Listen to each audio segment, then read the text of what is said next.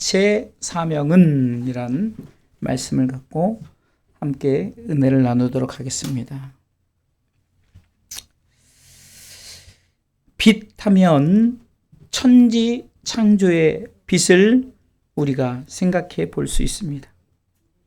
창세기 1장 3절로 보면 하나님이 가라사대 빛이 있으라 하심에 빛이 있었고, 이것은 천지 창조의 빛이죠. 4절 말씀해 보니까 그 빛이 하나님의 보시기에 좋았더라. 자, 이렇게 하고 하나님이 빛과 어둠을 나누십니다. 그렇죠? 그리고 5절 말씀에 같이 읽습니다. 빛을 낮이라 칭하시고 어둠을 밤이라 칭하시니라. 3번이에요. 저녁이 되며 아침이 되니 이는 첫째 날이니라 하면서 천지창조의 빛을 밤과 또 낮으로 이렇게 구분을 해 놓으셨어요. 이것은 바로 세상의 빛을 말하죠. 또한 예수님께서는 오늘 본문을 통해서 빛이시다라고 말하면서 특별히 빛으로 오셨다는 것을 강조하고 있죠. 그렇기 때문에 예수님은 우리 가운데 빛으로 오셨어요. 요한복음 1장 4절로 5절에는 예수님이 빛으로 오신 것을 요한은 증거합니다. 같이 읽어보겠습니다. 그 안에 생명이 있었으니 이 생명은 사람들의 빛이라. 빛이 어둠에 비추되 어둠이 깨닫지 못하더라. 9절 말씀해 보면 같이 읽습니다. 9절. 참 빛 곧 세상에 와서 각 사람에게 비치는 빛이 있었나니. 자, 아까는 천지창조의 빛을 얘기했고 이제는 세상에 비치는 빛이 예수님이심을 말씀하고 있습니다. 그래서 오늘 바로 우리가 빛의 사명을 우리가 감당하기 전에 빛이 무엇인가를 먼저 생각을 해봐야 됩니다. 먼저 예수님은 세상을 비추는 빛으로 오셨어요. 세상의 빛으로 오셨단 말이에요. 오늘 9절 말씀 읽었던 것처럼 참 빛 곧 세상에 와서 각 사람에게 비치는 빛이 있었다라고 말합니다. 요한복음 8장 12절 말씀에는 예수님께서 이렇게 말씀하십니다. 같이 한번 읽어보겠습니다. 예수께서 또 일러 가라사대, 오늘 본문이에요. 예수께서 또 일러 가라사대 나는 세상의 빛이니, 이렇게 세상의 빛이다라고. 여러분들, 세상의 빛으로 오신 예수님이 왜 세상의 빛으로 오셨을까? 이것을 천지창조의 빛을 통해서 우리는 알 수 있죠. 세상은 처음에 어떠했습니까? 어둠이었단 말이에요. 오늘 창세기 1장 2절 말씀에 우리가 읽습니다. 이거 없어져. 땅이 시작. 땅이 혼돈하고 공허하며 흑암이 깊음 위에 있고 하나님의 신은 수면 위에 운행하시니라. 중간에 보면 흑암이 어때요? 깊음 위에 어두운 깜깜하단 말이에요. 천지창조의 빛을 통해서 빛이 있으라 하시매 하면서 천지창조의 빛을 통해서 우리 예수님께서 빛이 있으라 하실 때 빛이 있었고 이 빛의 주인공이 누구냐라는 것을 창세기 1장 3절은 말씀하고 있는 거예요. 3절 보겠습니다. 읽습니다. 하나님이 가라사대 빛이 있으라 하시매 빛이 있어. 자 보세요. 캄캄한 밤에 흑암이 깊음에 있는 천지창조를 하기 전에는 흑암이 깊음에 있었어요. 캄캄하고 그런 상황에서 빛이 있으라 하시매 뭐예요? 빛이 있었고 이 빛은 누구라고요? 예수님.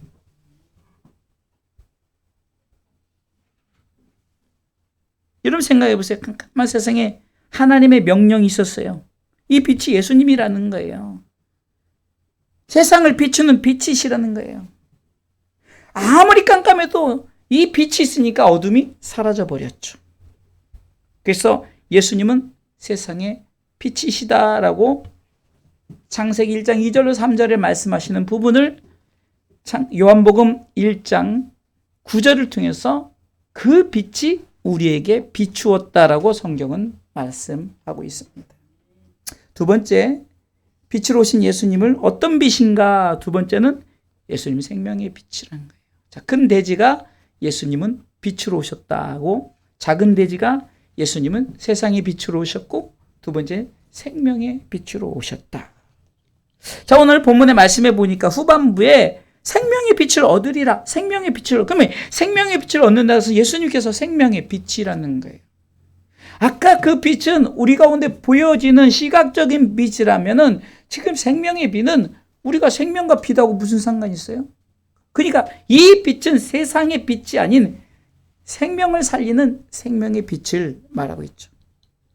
우리는 단순히 이 빛이 어둠을 물리치는 빛으로만 생각하죠.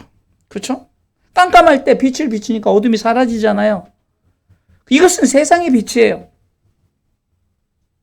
이 세상의 빛은 우리가 이렇게 비춰지는, 아까 예수님은 세상의 빛의 개념이 아니라 그냥 세상, 우리가 만들어진 그 빛이라는 거예요. 그러니까 세상을 비추는 빛이라는 거죠. 그런데 성경은 이 빛은 어둠을 물리치심으로 말미암아, 이 물리치심으로 말미암아 생명을 주신대요. 오늘 12절 본문을 다시 한번 읽어보겠습니다. 같이 읽습니다. 예수께서 또 일러 가라사대 나는 세상의 빛이니 나를 따르는 자는 어둠에 다니지 아니하고 생명의 빛을 얻으리라. 빛을 비췄는데 생명을 얻는데요. 그러니까 이 빛은 단순히 어둠을 물리치는 그런 빛이 아니라 우리 가운데 생명을 얻게 하는 빛이라, 이렇게 말씀하죠. 그래서 욥도 이렇게, 욥기서 33장 28절에 욥은 이렇게 고백합니다. 욥기서 33장 28절 말씀.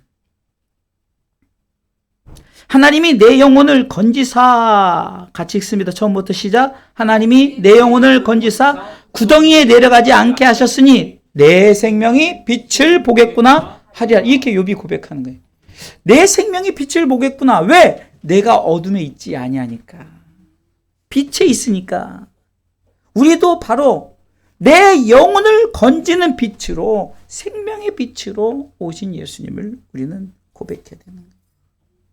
그래서 30절에는, 욥기서 33장 30절에는 욥이 또한 이렇게 이어서 고백합니다. 읽습니다. 그 영혼을 구덩이에서 끌어들이키고 생명의 빛으로 그에게 비추려 하심이니라.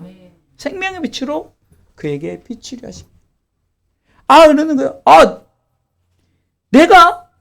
내 생명이 빛을 보겠구나 했더니 이제는 이 생명의 빛을 우리로 하여금 비치게 한다라는 말씀입니다. 시편 기자는 시편 56편 13절 말씀을 통해서도 이렇게 고백합니다. 시편 56편 13절 말씀에 같이 읽습니다. 13절입니다. 같이 읽습니다. 주께서 내 생명을 사망에서 건지셨음이라. 주께서 나로 하나님 앞 생명의 빛에 다니게 하시려고 실족지 않게 하지 아니하였나이까. 이 말은 뭡니까? 우리가 세상의 빛을 말하는 게, 비춰지는 빛을 말하는 게 아니라 바로 우리로 하여금 영혼의 구원을 주시는 그 생명의 빛을 말씀하시는 겁니다.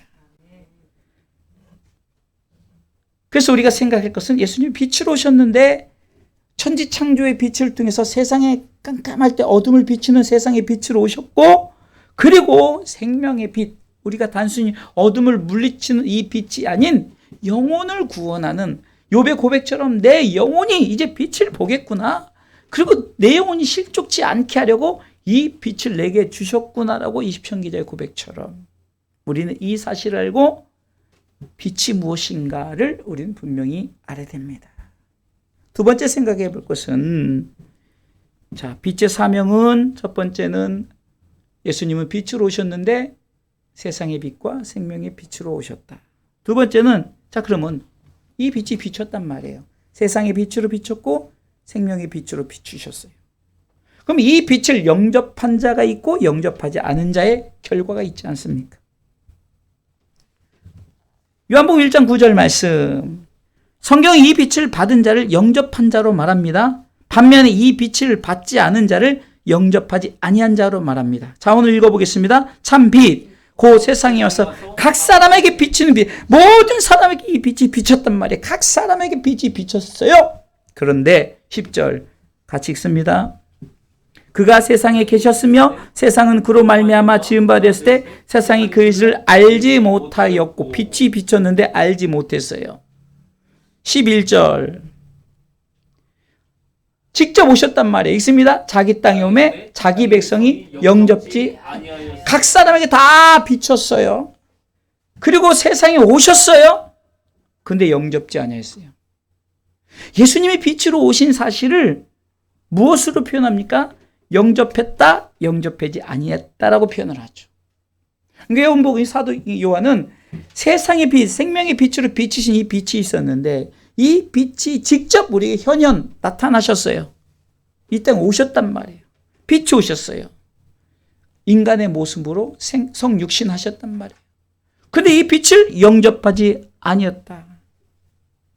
12절은 그런데 반면 다른 사람 있죠? 읽습니다. 영접하는 자, 곧 그 이름을 믿는 자들에게는 하나님의 자녀가 되는 권세를 주셨으니 똑같이 빛은 비추었어요. 똑같이 빛을 비추었죠.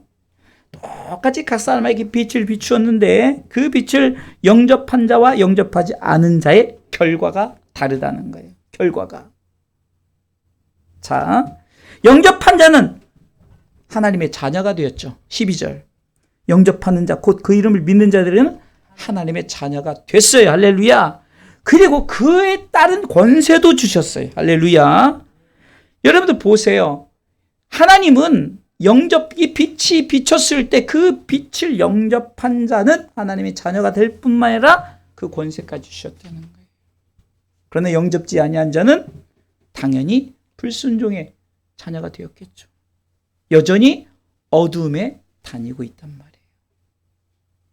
그래서 오늘 성경은 세상의 빛이니 하시면서 이 비치는 빛이 생명의 빛이야 이거예요. 이 빛을 영접한 자는 더 이상 어둠에 다니지 아니한다라고 오늘 본문은 말씀하고 있는 거예요.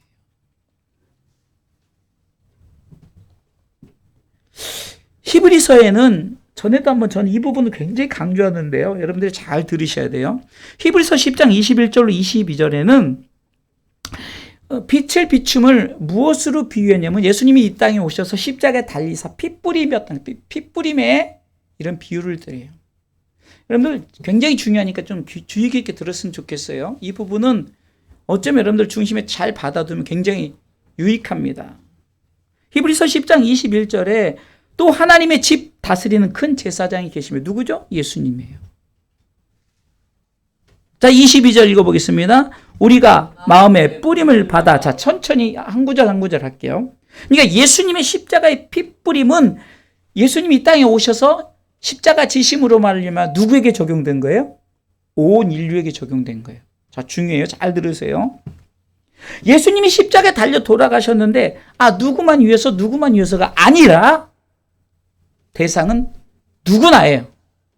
근데 중요한 것은 지금 제가 두 번째 대지가 뭡니까? 이 빛을 영접한 자와 영접하지 아니한 자를 얘기하고 있죠. 빛은 누구에게나 비추는 거예요. 그렇죠? 지금 태양이 지구에 누구에게나 비추는 거잖아요. 이 세상이 빛인데 그러면 이 세상의 빛이 생명의 빛으로 오신 주님이 누구에게나 누구든지 예수 믿으면이죠. 누구든지 예수 믿으면. 그런데 똑같이 핏뿌림은 온 인류에게 있었지만 이 핏뿌림의 세 가지 자세로 나온 자들이 진정으로 영접한 자들이라는 것을 히브리서 10장 22절은 정확하게 말씀하고 있는 거예요. 그들은 주님을 영접한 자들이에요. 그래서 영접한 자들, 우리가 마음의 뿌림을 받아 이 부분에서 온 인류가 핏뿌림을 받았어요. 그러나 영접한 자의 자세는 첫 번째는 양심의 악을 깨닫는 거예요. 양심의 악. 하나님 우리 가운데 양심을 주셨어요. 양심은 우리로 하여금 죄를 물어요. 근데 우리 양심이 그것을 외면하죠. 사실 양심은 알아요. 근데 모른 척하는 거예요.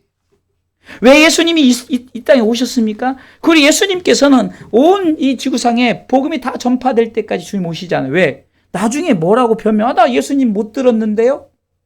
그럴까봐. 근데 예수님이 다 이 땅에 오셨고 예수님이 십자가 피 흘리신 사건을 다 알아요. 근데 양심이 인정을 안 해요. 양심 인정을 안 해. 그래서 그런 자들은 영접하지 아니한 자. 그러나 양심의 악, 내가 예수 믿지 않는 악을 내가 갖고 있다는 것을 깨닫는 자. 아, 내가 이것이 잘못되었구나. 양심이 증거하는 거죠. 근데 우리가 그것을 거부하는 거예요. 예수님이 온 인류에 피뿌림을 주셨는데 다 알아요. 아니까 성탄절 예수님 오셨더라고. 저들이 기쁘다 구주 오셨네잖아요. 심지어는 불교 신자들도 기쁘다 구주 오셨네라고 해요. 온 건 사실이니까. 그러나 양심의 악을 깨닫지 못하는 자들. 그러나 우리는 양심의 악을 깨달은 자, 영접한 자는 양심의 악을 깨달은 자예요. 두 번째는 맑은 물로 씻었다. 이것은 회개하는 거죠. 깨닫는 후에 우리 단계가 주어질 영접한 자는 아, 내가 죄인이구나. 처음에 인정하지 못해요. 모든 사람이 죄를 범했다 그러니까 아, 내가 무슨 죄를 졌냐. 내가 무슨 죄를, 나 깨끗하게 살고 나 정말 정직하게 산대. 예수 믿지 않는 죄를 말하는 거죠. 하나님 아버지의 일이 뭐라고 했어요? 하나님 아버지의 일은 예수님을 믿는 거잖아요. 예수님 믿게 하는 것. 예수 믿지 않는 것 자체가 우리는 범죄한 거예요. 나 끝까지 죄인으로 살겠다 이거죠. 그래서 우리가 구속한다 그러면 말 그대로 구속하는 거예요. 우리를 구속.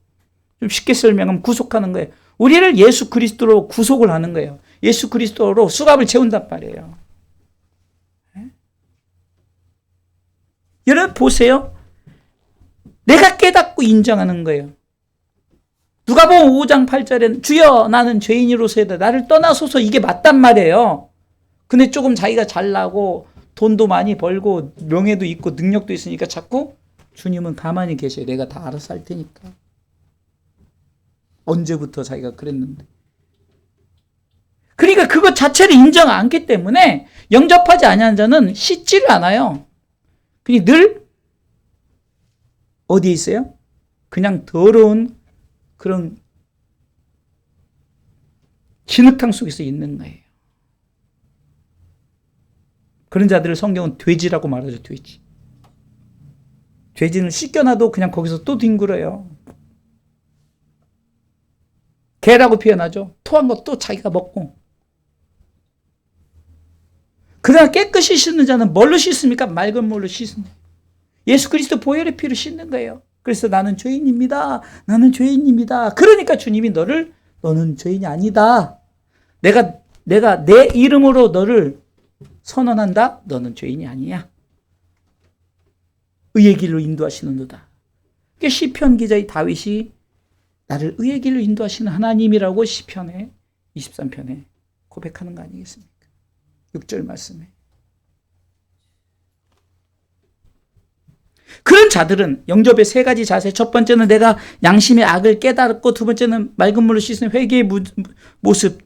그게 22절 말씀에 있어요. 다시 한번 읽어보겠습니다. 우리가 마음에 뿌림을 받아, 이거는 온 인류가 다 뿌림을 받았지만 양심의 악을 깨닫는 자가 있고 몸을 맑은 씻는 자가 있었단 말이에요. 그런 자들은 어떻게 합니까? 자, 읽어보겠습니다. 이어서 참 마음과, 셋째 줄 시작, 참 마음과 온전 믿음으로 하나님께 나가자. 여러분, 예배자로 서는 거예요. 하나님께 앞에 예배자로 서는 거예요. 예배 나오세요. 예배 나오세요. 그러니까 황희수 목사를 위해서, 우리 교회 폼을 위해서, 이것이 아니란 말이에요. 영접하는 자는 이 자세 중에 내가 이제 참마음과 온전한 믿음을 가지고 하나님 앞에 예배자로 나오는 거예요. 그래서 내가 주님 감사합니다. 나를 위해서 핏부림을 주셨고 다른 사람은 깨닫지 못했지만 나는 깨달아서, 그리고 나를 깨끗하게 씻어 주셨으니 내가 하나님 앞에 감사와 감격으로 예배 드립니다라고 고백하는 것이 영접하는 자의 자세란 말이에요. 그냥 영접했다 그냥 끝나는 게 아니야. 이 자세를 가지고 하나님께 예배하는 자들. 할렐루야. 그래서 영접한 자는 더 이상 어둠에 있지 않아요. 성경은 말합니다. 사단의 권세에서 벗어났습니다라고요. 골로새서 1장 12절 말씀에 우리를 빛 가운데서 성도의 기업의 부분을 얻게 하신 합당히 함께 감사해. 우리를 빛으로 부르신 그분에게 감사해. 왜요? 우리가 더 이상 사단에 억누르지 않아요. 읽어보겠습니다. 우리로 하여금 빛 가운데서 성도의 기업의 부분을 얻기에 합당하게 하신 아버지께 감사하게 하시기를 원하노라. 여러분, 이 고백이 있어야 되는 거예요. 이 말은 나는 더 이상 어둠에 있지 않습니다라고 고백하는 거예요. 거듭난 그리스도인들은 흑암의 권세에서 하나님의 나라로 옮겨주셨어요. 13절 이어서 읽겠습니다. 읽습니다. 그가 우리를 흑암의 권세에서 건져내사 그의 사랑의 아들의 나라로 옮기셨으니. 왜 감사해요? 나를 흑암의 권세에서 건져내셔서 어디로 옮겼다? 하나님의 나라로 옮기셨기 때문에 예배자로 사는 거예요.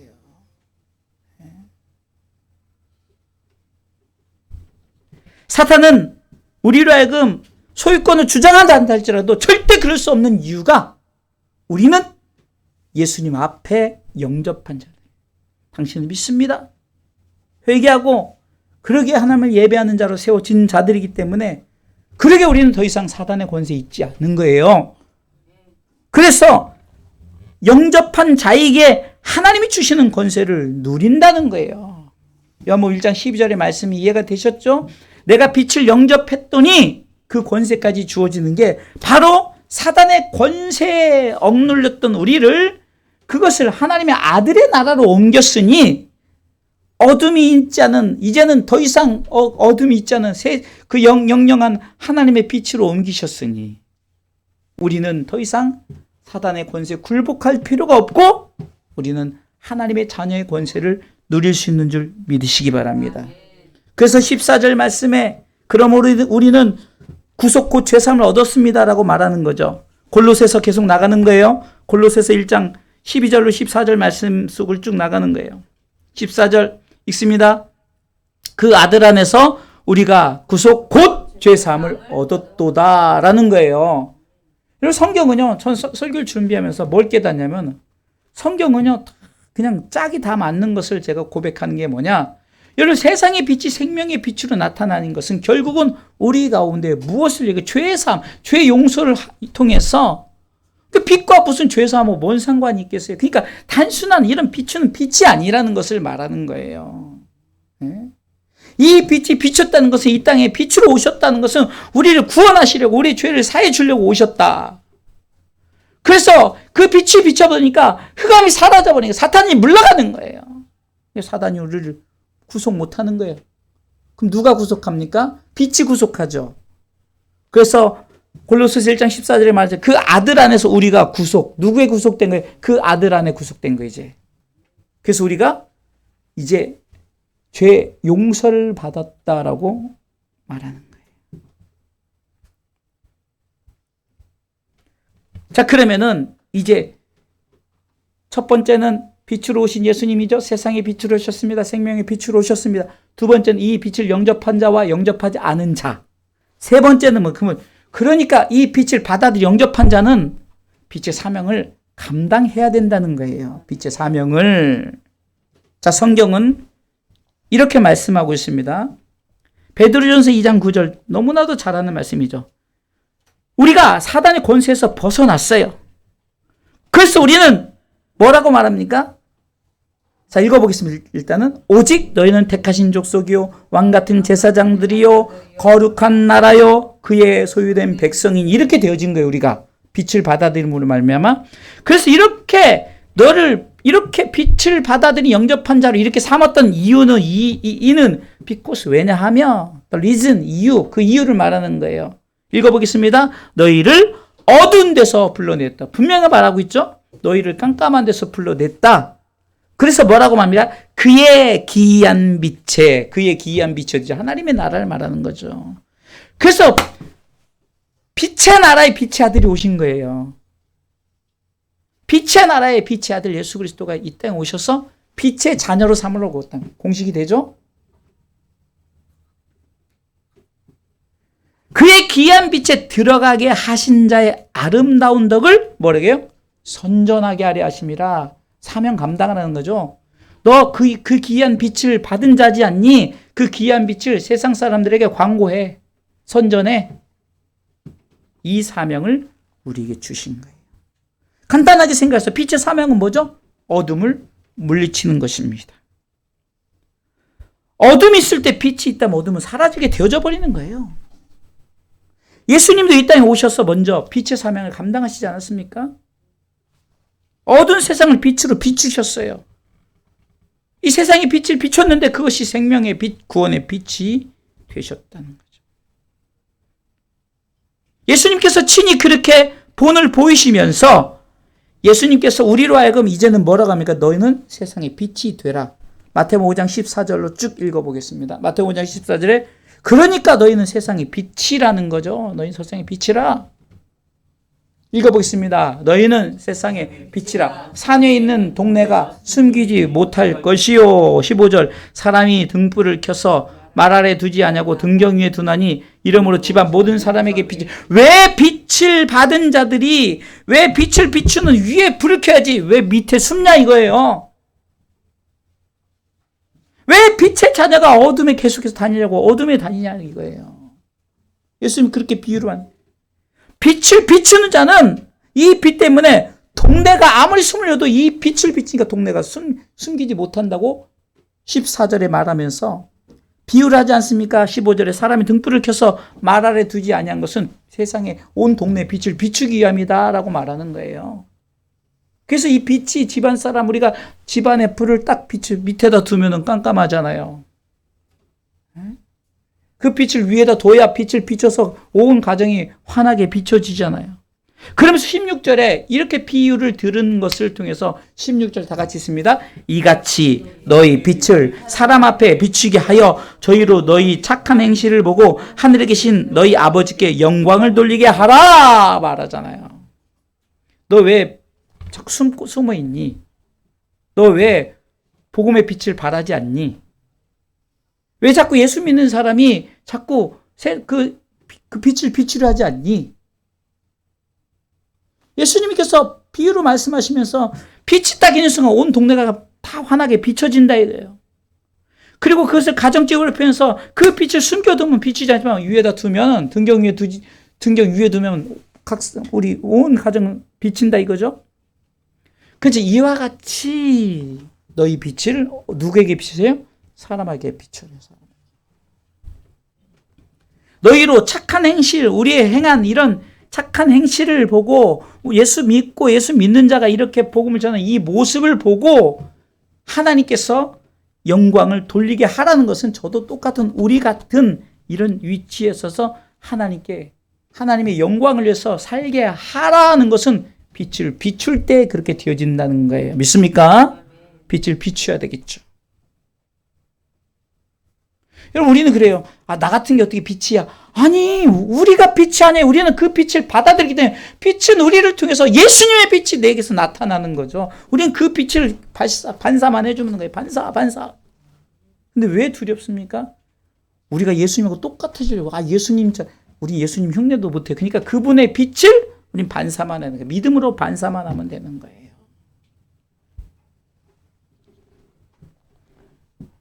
그래서 빛의 자녀들처럼 행해야 되는 거예요. 에베소 5장 8절 말씀에 빛의 자녀, 우리는 빛의 자녀입니다. 빛의 자녀는 세상의 빛의 사명을 감당한다는 거예요. 처음에는 어둠의 자녀였어요. 그러나 주님은 우리를 빛의 자녀로 삼으셨죠. 읽어보겠습니다. 너희가 전에는 뭐요? 어둠이더니 이제는 뭐죠? 주 안에서 빛이라 그러지. 네가 빛이라 그러지. 구체적으로 주 안에서 빛. 아까 말했죠. 주님의 빛을 우리는 반사만 하면 돼. 주 안에서 빛이라. 빛의 자녀들처럼 행하라. 여러분 이 빛은 천지창조의 빛이라니까요. 어마어마한 빛이에요. 세상의 빛을 비유하면서 이 생명의 빛을 예수님께서 말씀하시는 이유가 흑암이 있고 캄캄할 때 빛이 있으라 하시면 온 세상이 환해졌어요. 여러분 이것을 통해서 우리는 세상의 빛을 비추시는 예수님을 통해서 이것이 더 이상 그 세상을 비치는 빛이 아니라 생명의 빛을 비추신 예수님으로 그 빛을 받은 자들은 어둠이 아니에요. 아멘. 그래서 에베소서 5장 11절 계속 8절부터 이제 뒷부분에 5장 11절에는 어둠은 열매가 없어요. 그래서 이렇게 말하십니다. 읽습니다. 너희는 열매 없는 어둠의 일에 참여하지 말고 도리어 책망하라. 어둠은 열매가 없어요. 그러나 5장 9절 먼저 이거 읽어야 되는데 이제 뒤로 읽으세요. 있습니다. 빛은 열매가 있어요. 어떻게 열매? 빛의 열매는 모든 착함과 의로움과 진실함에 있느니라. 그래서 착하다는 것은 세상에 착한 그거 아니라고 그랬죠. 선한 하나님, 아까도 했잖아요. 착한 행실을 보고 하나님이 선하신 하나님, 그 선하신 하나님의 뜻을 받아들이고 그것을 받아들이고 믿는 자들을 착한 행실이라고 말하는 거예요. 그 행실을 보고, 그러니까 빛의 열매는 예수 믿는 거죠. 모든 예수 믿는 의로움과 진실함에 있는 거예요. 진실로 아멘, 아멘이라고 그랬죠. 그 성경은 이사야 60장 1절에 우리로 하여금 이런 열매를 맺기 위해서는 뭐라고 말합니까? 더 이상 너희들이 두려워하지 말고 일어나 빛을 발하라. 할렐루야. 일어나 빛을 발하라는 거예요. 왜? 빛이 이르렀으니까. 왜 빛을 발하고 오늘 성경은 네 빛이 이르렀다는 것은 내가 빛의 자녀로서 빛을 발하니까 그 빛이 이르게 된다는 거예요. 여러분들의 빛이요. 주님의 빛이 내 빛으로 바뀐 거죠. 너의 빛이 이르렀고 그리고 그 빛이 발산하는 자들에게 뭐라고 말합니까? 여호와의 영광이 너희 위에 임한다라고 말하는 거예요.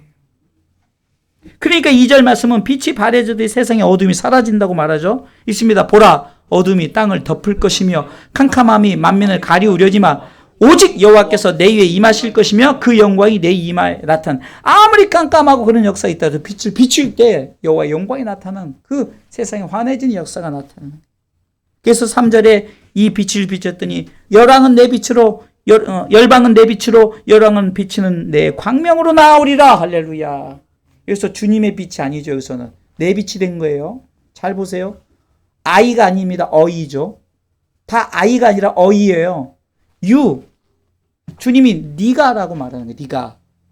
자 보세요. 내가 빛을 비치는 이 주님의 빛을 내가 발산해 비췄더니 내가 비치는 빛으로 네 광명으로 네가 비치는 그 광명으로 나온다는 거예요. 저는 이 말씀을 이렇게 적용해 봤어요. 우리가 함께 갑시다. 내 아버지 집. 광명의 자녀들이 손잡고 함께 가는 그 길에 네 광명 나온 자들이 왜? 내가 복음을 전해서 내 빛에 들어온 자들이, 그러니까 여기서 교만하면 돼요. 그 빛이 나가 아니에요. 그 빛을 받아들인 자가 비추는 빛이 너의 빛이죠. 그래서 그들이 모두 광명으로 나오는 이런 놀라운 축복의 역사가 있는 줄 믿으시기 바랍니다. 결론을 내릴게요. 그럼 이 빛이 뭘까? 복음이라는 거예요. 복음. 예수님은 복음이에요. 예수님은 복음. 빛이 복음이라는 거죠. 여러분들에게 지금 여기서 비치는 빛을 갖고 얘기하는 거 아니잖아요. 그렇죠? 세상은 어둠이었습니다. 아멘. 자, 제가 지금 말씀을 이제 대지를 설명을 쭉 했는데 세상이 어둠이었습니다. 예수님은 세상의 빛, 생명의 빛으로 오셨습니다. 빛의 자녀와 어둠의 자녀로 나뉘어집니다. 영접으로 구분했다 그랬죠? 빛의 자녀는 어떻게 보면 빛의 사명을 감당하게 됩니다. 할렐루야. 빛의 사명을 감당하는 것은 어둠을 물리치는 것이요 곧 복음을 전하는 것입니다. 주님이 우리에게 이 빛을 비추신 것은 세상을 구원하심이라는 거예요. 또 나오죠. 디모데전서 2장 4절. 하나님은 모든 사람이 구원을 받으며 진리라는 데 이르기를 원하신다. 우리가 세상의 빛을 비추는 것은 세상의 복음을 전하여 비치신 예수님을 저들이 다시금 영접하여서 저들이 구원받게 하는 것이 바로 이 빛을 발하는 빛의 사명이라는 것입니다. 그래서 이렇게 빛을 발하는 자들은 세상에 근심, 걱정, 염려, 두려움, 초조, 불안 할 필요가 없어요. 왜? 하나님이 다 책임져 주신대요. 마태복음 6장 33절은 너무 잘 아는 말씀이죠.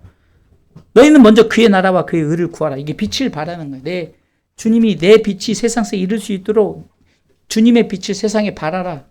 이런 자들은 하나님의 나라와 그 의를 구하는 거죠. 왜? 빛이 복음이라고 그랬으니까. 모든 사람이 구원을 받으면 진리 안에 이르기를 원하는 이 복음, 참 복음, 하나님이 가장 기뻐하시는 것, 하나님의 소원, 이것을 우리가 행할 때 하나님께서 뭐라고 합니까? 이 모든 것 너에게 더해주겠다라고 그러죠. 가끔 여러분들 착각을 해요. 하나님의 나라 의를 위해서 구하는 것을 이것으로 받아들이지 않고 내가 주일을 열심히 하고 내가 열심히 11조고 내가 열심히 감사하고 헌금하고 내가 이렇게 살면 하나님이 나를 억만장자로 만들어 주겠지. 이게 더하는 걸로 알아요. 근데 저는 이 부분을 적용을 이렇게 해봤어요. 왜 하나님의 나라 의를 구하는 자들이라고 이렇게 말해요? 마태복음 6장 33절에 너희는 먼저죠. 내 삶의 우선권이 하나님의 나라 의를 위해서 구하라. 그런 자에게 그리하면 그런 자에게 이 모든 것을 너희에게 더하신다. 그것은 복음을 전한 자에게 하나님께서 필요한 만큼 채워주신다는 거죠. 바울은 정말로 많은 것을 다 내려놨잖아요. 권리 포기했어요. 히브리인 중에 히브리인이요. 나는 정말로 모든 학문 몇 개 국어도 하고 다 로마 시민권 다 내려놨어요. 그래서 빌립보서 3장 20절에 나 로마 시민권자 아니다. 나 하늘의 시민권자라고 말하면서 위의 것을 찾고 하늘의 것을 사모하면서 내가 죽을 때가 됐은 그 순간에도 나는 나의 달려갈 길을 맞추고 선한 싸움을 싸우고 내 믿음을 지켰으니 여러분 이렇게 고백할 수 있는 것은 다른 것이 아니에요. 이 바울의 직업이 뭔지 아십니까? 장막 치는 자라고 그러죠. 영어로 텐트 메이커예요. 텐트 치는 사람, 텐트 만드는 사람이에요. 자비량이에요. 그는 어딜 가든지 어떻게 보면 자기가 이렇게 선교비를 만들고 선교비를 가지고 때로는 교회를 통해서 공개도 받았지만 근데 바울이 삶이 늘 감옥에 있어가지고 그런 만들 일이 전도 여행 때는 있었겠지만 이게 그런 것 같아요. 내 욕심에 의한 하나님의 나라 의가 아니에요. 자꾸 우리는 그걸 착각하니까 도깨비 방망이가 되는 거예요. 금 나와라 뚝딱, 은 나와라 뚝딱. 성경에 보니까 내가 이렇게 하면 100배의 열매, 30배, 60배, 100배를 열매를 맺는데 내가 3만 원 투자하면은 이것이 100만 원, 1000만 원이 되겠구나. 그런 원리가 아니란 말이에요. 복음을 위해서 하나님의 나라 의를 위해서 우리가 열심히 행하면 그거에 맞게 합당한 바울은 부족함이 없었어요. 왜? 그냥 누리지 않았다는 거예요. 고급차 타고 다니지 않았고 좋은 옷 입지 않았다는 거예요. 뭐냐면은 복음을 전하는데 부족함이 없었던 것은 때로는 루디아를 통해서 자주장사하는 루디아를 통해서 빌립보 교회를 세우기도 하고 누군가 동역자들을 붙여주고 너무나도 많은 동역자들이 이렇게 우리가 지난번에 로마서 16장 문안하는데 우리가 처음 들어보지도 못하고 한번 들으면 생각도 안 나는 그런 수많은 동역자들이 있었어요. 다 도와주는 거죠. 바로 이거예요. 하나님의 의와 하나님의 나라 의를 위해서 우리가 열심히 살면 하나님 그에 합당한 필요한 모든 것을 채워주신다는 거죠. 믿습니까? 나를 위해서 하나님 금나라 은나라 이게요. 처음에 우리가 복음을 전할 때 너무너무 가난했기 때문에 그러지만 지금은 우리가 굶어 죽는 사람 없잖아요. 대한민국은요 굶어 죽는 사람 없어요. 게을러서 지가 안 먹는 거지. 음식물 쓰레기가 몇 조가 되네. 몇 조. 몇 조. 그런 풍부한 시대를 살아가고 있어요. 중요한 것은 뭡니까? 빛의 사명을 감당하는 자들은 복음을 두려워하지 말라는 거예요. 하나님이 채워주는 거예요. 내가 욕심내지 않는 그 선에서 하나님이 채워주는 거예요. 하나님, 내가 복음을 전하면 나를 옛날 티코는 없지만 요즘은 다마스, 마티즈. 하나님 마티즈 타다가 벤츠 타게 해주세요. 이게 100배죠? 그 100배가 아니죠. 우리가 자꾸 천국을 잘못 비유라니까 천국에선 100배, 1000배, 만배 영원히 받지만 땅에서는 필요한 만큼 하나님이 채워주신다. 그래서 마태복음 6장 33절을 통해서 우리는 하나님이 일을 할 때는 필요한 만큼 채워주는데 과유불급이에요. 여러분들 과유불급을 쉽게 표현할게요. 여러분 뷔페집 가서 언제까지 먹죠? 많이 먹어야? 많이 먹으면 결국 뭐예요? 과유불급이에요. 아무리 좋은 것도 과유불급이라니까요. 욕심내면 다 넘어오게 돼 있어요. 다 토하게 돼 있다고 해요. 왜 하나님이 인간의 구조를 그렇게 만들었을까? 너 욕심내지 마. 네가 먹을 만큼 그 이상은 다 토하게 돼 있어. 제가 요즘에 이제 참 기쁜 소식이, 제가 당뇨가 7.2가 나와서 굉장히 기뻐서 자랑을 해요. 저번엔 8.4가 나와서 이제 큰일 난 거예요. 눈도 뭐 그러고 저러는데, 이제 제 목표가 이제 다음 2달 후에는 6단계 그 목표를 삼고 있어요. 그러다 보니까 뭐냐, 안 먹어야 돼. 과유불급이에요. 그냥 적당, 옛날 같으면 뭐 오늘도 그 가족들하고 뭐 밥도 먹고 그런데도 먹다가 어느 정도면 땡겨요. 이거 먹어야죠. 앞에 또 누가 냉기네. 옛날 같으면 그것도 다 내가 먹었어요. 근데 과유불급이에요. 또 이제 커피숍 같은데 커피에 막 빵도 시키고 잔뜩 시켰어요. 야, 내가 좋아하는 달짝지근한 거 딱 해요. 근데도 과유불급. 그냥 요만큼 맛만 먹고 너무 달아 하면서 내가 이제 거부하는 거예요. 과유불급이에요. 제가 이렇게 비유했지만 우리가 복음을 전함에 있어서 내가 자꾸 명예, 권력, 물질, 이거 과유불급이에요. 네? 하나님이 필요한 만큼. 그래서 그리스도인들은 적당한 자존감을 가져야 돼요. 뭐냐? 자꾸 내가 자존감이 없으면은, 아이고, 우리 교회는 개척교회야. 나는 돈이 없어. 나는 우리 부모가 재산도 안 물려줬어. 나는 이것도 저것고 나이키도 아니고 맨날 나이스 신고. 저처럼 그냥 일반 백 옷에다가 나이키 스티커 붙여서 입고. 제 옷에 거의 대부분은 그 스티커 붙인 거예요. 진짜인 줄 알고 저번에 우리 상욱이가 목사님 저하고 똑같이 나이키네요. 그래서 내가 야, 이거 스티커야, 스티커. 오늘도 누가 옷을 막 잔뜩 뭐 메이커다 갖다 줘서 그냥 메이커인지 뭔지도 모르고 막 입어요. 그냥 오늘 이것도 하나 입은 거예요, 하나. 옛날 과유불급이라니까요. 감사하잖아요. 옛날에 이런 차 타고 다니다도 하나님이 승용차 주셨고 또 이렇게 타고 이렇게 우리 주사람께 우리 성도들과 함께 이렇게 행복한 목회하고. 예? 과유불급이라니까요. 복음을 전하는 것에 네가 하나님의 나라와 의를 위해서 살면 하나님이 채워주는데, 네가 욕심내면 과유불급 다 토해낸다는 거예요. 먹지도 못할 거 욕심만 갖고 그냥 쟁여놓냐고요. 오늘도 그런 얘기를 했어요. 왜 우리가 진짜 부자가 누구냐? 가진 것 가고 쓰는 사람이 진짜 부자인 거예요. 수백억, 수십억 가졌는데 이거 쓰지도 못하고 죽으면 그거 네 것 되겠느냐? 성경에 나오잖아요. 쓰라는 거예요. 저는 우리 성도들에게 너희들 다 집 팔고 땅 팔아서 교회다 바쳐! 이러지 않잖아요. 여러분들 집 팔고 땅 팔을 있으면 파세요. 그리고 여러분들을 위해서 다 쓰세요. 가족들 위해서 복음을 위해서 쓰세요라고 그러지, 교회 바치라 이러지 않잖아요. 왜? 내가 합당한 열매를 위해서. 우린 자꾸 이 빛을 세상의 빛으로 빛은 세상의 빛으로 바라며 생명의 빛으로, 우리가 물론 세상의 빛으로 비추셨지만 그것을 우리에게 말씀하신 건 복음의 빛을 말하는 거 아니겠습니까? 사랑하는 성도 여러분, 그렇기 때문에 우리는 빛을 두려워하지 않는 행위는 뭡니까? 그냥 비추면 되는 거예요. 그냥 비추면 되는 거예요. 왜? 내가 빛이 아니니까. 주님이 빛이시니까. 그 빛을 반사만 하시면 되는 줄 믿으시기 바랍니다.